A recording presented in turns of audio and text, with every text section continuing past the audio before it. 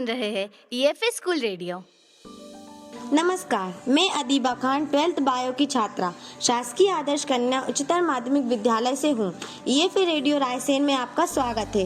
नमस्कार सभी के लिए। अगस्त माह का रेडियो बुलेटिन में हम जानेंगे स्कूल समाचार, चटपटी कहानियाँ, शेर सपाटा, अंदाज अपना अपना, सपने और सवाल, चलो जाने, कविताएं, teacher of the day and school superstar. तो चलिए मैं अपनी एक दोस्त को बुलाना चाहती हूँ जो आपको स्कूल समाचार के बारे में बताएगी।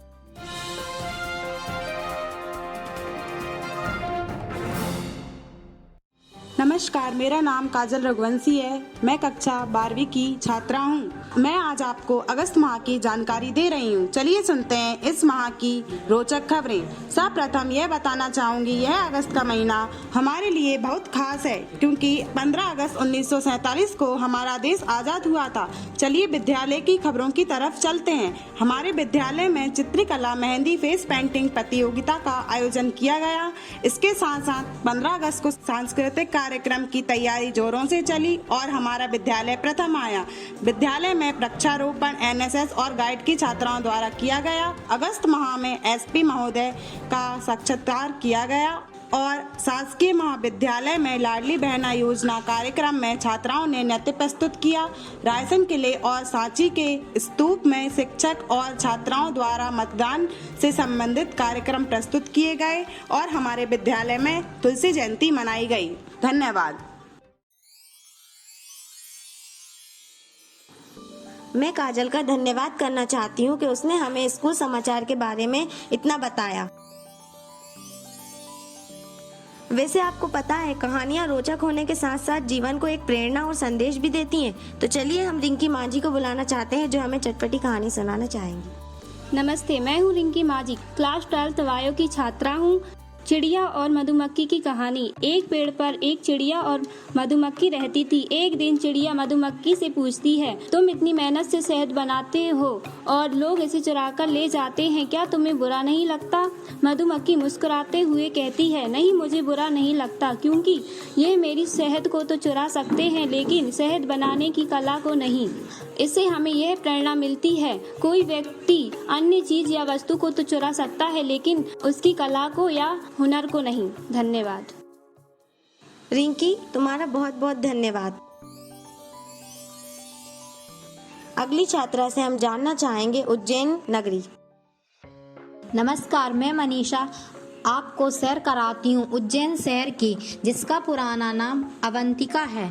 मैं अपने मम्मी पापा के साथ गर्मियों की छुट्टियों में उज्जैन घूमने गई। मैंने वहाँ पर सबसे पहले महाकाल के दर्शन किए। इसके बाद मैंने महाकाल लोक पूरा घूमा। देखकर मेरा मन गदगद हो गया। फिर हम गए भैरवनाथ, हरसिद्धि माता और मंगलनाथ पर स्नान किया। मंदिरों के साथ साथ वहाँ का मार्केट भी बहुत सुंदर है। हमने सामान खरीदा। हमने वहाँ की प्रसिद्ध मिठाई भी खाई। फिर हम ओमकालेश्वर गए, वहाँ दर्शन करके वापस रायसेन आ गए। धन्यवाद। अंदाज अपने अपने में मैं मेरी दोस्त जिया गौहर को बुलाना चाहती हूँ जो भाई बहन के प्यार की एक गाना सुनाना चाहती है। नमस्कार, मेरा नाम जिया गौहर है। मैं क्लास 12th बायो की छात्रा हूँ। मैं आपको रक्षाबंधन का एक गाना सुनाना चाहती हूँ। मेरी राखी की डोर कभी होना कमजोर, भैया दे दो कलाई, बहन आई है। मेरी राखी की डोर कभी होना कमजोर, भैया दे दो कलाई, बहन आई है। भैया दे दो कलाई, बहन आई है। कितना रिश्ता है पावन, महीना भी सावन, भैया खा लो मिठाई, बहन लाई है। मेरी राखी की डोर कभी होना कमजोर, भैया दे दो कलाई, बहन आई है। नाता भाई बहन जैसे धरती गगन, दोनों ऐसे खिले सच में एक ही चमन, दोनों ऐसे खिले सच में एक ही चमन। मेरा प्यारा तू भैया लेती हूँ बलैया, मेरा प्यारा तू भैया लेती हूँ बलैया, दीप नह की जलाए बहन आई है। मेरी राखी की डोर कभी होना कमजोर, भैया दे दो कलाई बहन आई है। धन्यवाद।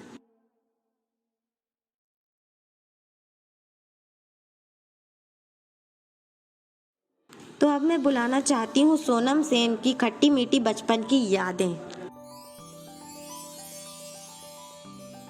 नमस्कार, मैं Sonam Sen class 12th bio से। आइए अब मैं आपको मेरे बचपन की कुछ खट्टी मीठी यादें बताती हूँ। मैं घर में सभी की लाडली हूँ, पर मेरे पापा की सबसे ज़्यादा हूँ। मेरे पापा मुझे सबसे ज़्यादा सपोर्ट करते हैं। बचपन में जब मैं स्कूल नहीं जाती थी तब मुझे मेरे भाई स्कूल लेकर नहीं जाते थे क्योंकि मेरा एडमिशन नहीं हुआ था, लेकिन मुझे पढ़ना बहुत अच्छा लगता था। मैं स्कूल जाना चाहती थी, मेरा एडमिशन नहीं हुआ था, इसीलिए मेरे भाई मुझे स्कूल लेकर नहीं जाते थे, पर वो मुझे घर पर आकर पढ़ाते थे। मुझे स्कूल जाना अच्छा लगता था, इसीलिए मेरे पेरेंट्स ने मेरा एडमिशन पहली कक्षा में करा दिया। जब मैं पहले दिन स्कूल गई तो मुझे क्लास में बुरा लग रहा था, लेकिन कुछ दिनों बाद मेरे कुछ न्यू फ्रेंड्स बन गए जो मुझे बहुत अच्छे से खिलाते थे। उनके साथ मैं खेलती थी, खाना खाते थे साथ में। हम सबसे ज़्यादा कबड्डी खेलते थे और अदर गेम भी खेलते थे, जैसे खो खो, गिल्ली डंडा, गप्पा, लंगड़ी भी खेलते थे, पर सबसे ज़्यादा रुचि कबड्डी में लेते थे। हमारे टीचर भी हमारे साथ कबड्डी खेलते थे। मैं पढ़ाई में होशियार थी, इसीलिए हमारे टीचर जी ने मुझे मॉनिटर बना दिया। जब मैं कक्षा 6 में थी तब मैंने अपना होमवर्क कंप्लीट नहीं किया था, इसीलिए मेरी पिटाई हुई थी। इसके बाद मैंने कभी भी अपना होमवर्क अनकम्प्लीट नहीं किया। फिर मैं पढ़ाई पर और ज़्यादा ध्यान देने लगी। इसके बाद मुझे मेरी टीचर ने स्कूल की प्रधानमंत्री बना दिया। एक बार जब मैं 8th क्लास में थी, कहानी सुनाने के लिए गर्ल्स स्कूल आई थी। मैंने गर्ल्स स्कूल का भ्रमण किया, यहाँ के टीचर्स और यहाँ की पढ़ाई पर फोकस दिया, तो मुझे पता चला यहाँ पर बहुत अच्छी पढ़ाई होती है। इसीलिए मैंने 9th क्लास से गर्ल्स स्कूल में एडमिशन ले लिया। वो वाला स्कूल 8th क्लास तक ही था, इसीलिए मेरी कुछ फ्रेंडों ने भी इसी स्कूल में एडमिशन ले लिया। हम एक साथ स्कूल आते हैं, एक ही साथ घर जाते हैं और जो स्कूल में पढ़ाई होती है उसे रास्ते में शेयर भी करते हैं। हम यहाँ से रोज कुछ नया नया सीख के जाते हैं। धन्यवाद।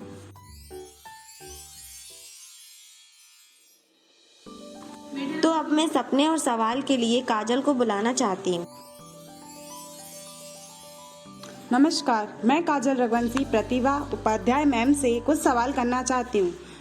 मैम, हम कक्षा 12वीं में पढ़ते हैं, इसके बाद हम क्या कर सकते हैं? 12th के बाद यदि हम अच्छे से तैयारी करते हैं, सभी बायो की छात्रा हैं, तो हम नीट में सिलेक्ट हो सकते हैं, हम डॉक्टर बन सकते हैं। यदि हम BSc करते हैं तो हम टीचिंग में भी जा सकते हैं और कोर्स करके हम पैथोलॉजी वगैरह का डिप्लोमा ले सकते हैं और नर्सिंग का कोर्स भी कर सकते हैं। बहुत सारे कोर्सेज हैं, डिपेंड करता है आपकी रुचि किस में है। मैम, मेरा दूसरा सवाल ये है कि हम कक्षा 12th में पढ़ते हैं और मैं नर्सिंग करना चाहती हूँ, और नर्सिंग के लिए यहाँ कौन कौन सी कॉलेज अच्छे हैं? आप रायसेन में अध्ययनरत हैं। यहाँ रायसेन में कोई भी कॉलेज नहीं है नर्सिंग का, और आप भोपाल हमारा बहुत नज़दीक है और यहाँ बसेस भी हैं कॉलेज की, तो आप हमारे यहाँ ऐड देने भी बहुत से कॉलेज वाले आते हैं। तो आप सैम कॉलेज है, यहाँ की पूर्व छात्राएं भी वहाँ अध्ययनरत हैं, ओरिएंटल कॉलेज है और पीपल्स कॉलेज है, यहाँ पर आप नर्सिंग का कोर्स कर सकते हैं। यस मैम, मेरा दूसरा सवाल ये है, 12th के बाद और कौन कौन सी लाइन है जहाँ हम जा सकते हैं? आजकल तो कैरियर गाइडेंस के बारे में बहुत बताया जाता है कि आप बहुत सारी लाइन हैं कि हम फिक्स लाइन नहीं, जैसे हम डॉक्टर इंजीनियर बनना चाहते हैं, बहुत सारे कोर्सेज हैं और उनके ऑप्शन भी आपके पास हैं कि आप कंप्यूटर साइंस से संबंधित करना चाहते हैं या कोई सिरेमिक्स में करना चाहते हैं या आप कोई और क्षेत्र चुनना चाहते हैं, आपके ऊपर डिपेंड करता है। ऑप्शन बहुत हैं आज के ज़माने में। जी मैम, आपने पढ़ाई में क्या क्या किया है? बेटा, हम लोग तो बहुत पुरानी समय की बात है और हम लोगों ने MSc की, बहुत समय गुजर गया है और हमने MSc B.Ed किया है। और कॉलेज में पहले पढ़ाते थे, लेकिन वो रेगुलर नहीं थी, हम कॉन्ट्रैक्ट बेसिस पे पढ़ाते थे पहले कॉलेज में। और इसके बाद हमने एग्ज़ाम दिया टीचर्स का, तो मेरा ग्रेड 1 केमिस्ट्री में हो गया और विगत 20 साल से मैं यहाँ पर विद्यालय में पढ़ा रही हूँ, जीवाजी यूनिवर्सिटी ग्वालियर से। क्या MSc हम भी कर सकते हैं? हाँ, आप भी कर सकते हैं। 12th के बाद 3 साल का कोर्स होता है BSc का।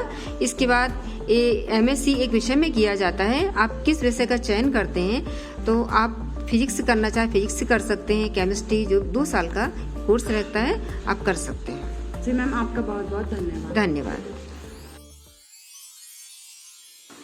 तो चलो जाने में मैं बुलाना चाहती हूँ मनीषा को। नमस्कार, मैं मनीषा अहिरवार आपको G20 के बारे में बताऊंगी। G20 व्यापारिक देशों का समूह है जिसे ग्रुप ऑफ 20 के नाम से जाना जाता है।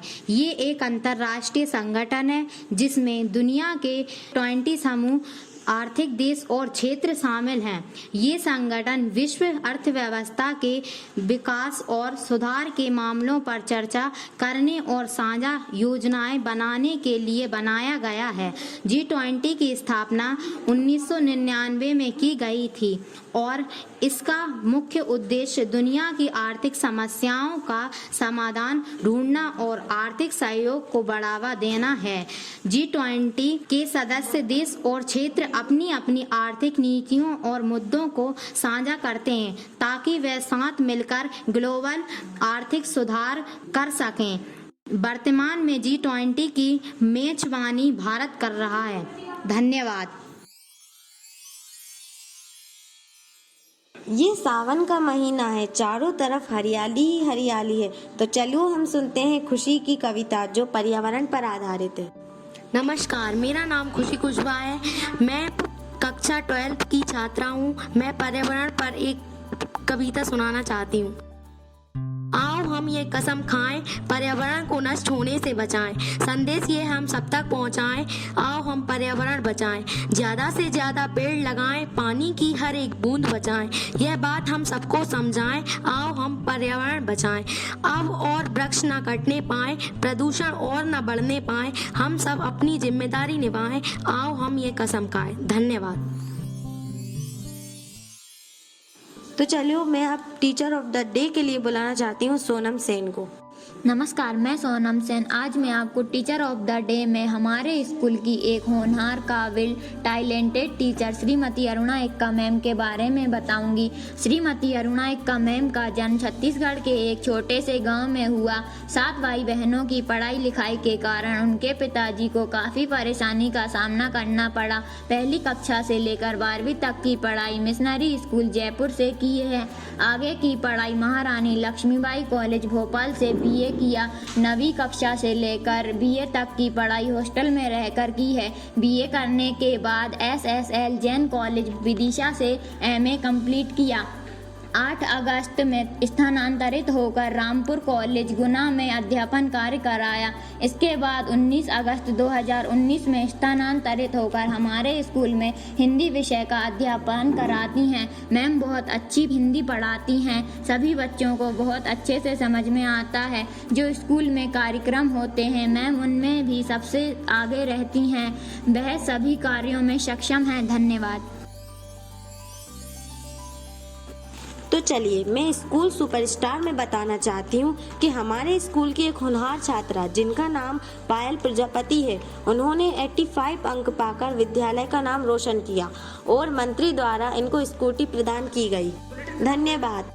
अतः मैं इस समाचार बुलेटिन को समाप्त करते हुए 2 पंक्तियाँ बोलना चाहती हूँ। बुंदेलो हर बोलो के मुँह हमने सुनी कहानी थी, खूब लड़ी मर्दानी वो तो झांसी वाली रानी थी। धन्यवाद।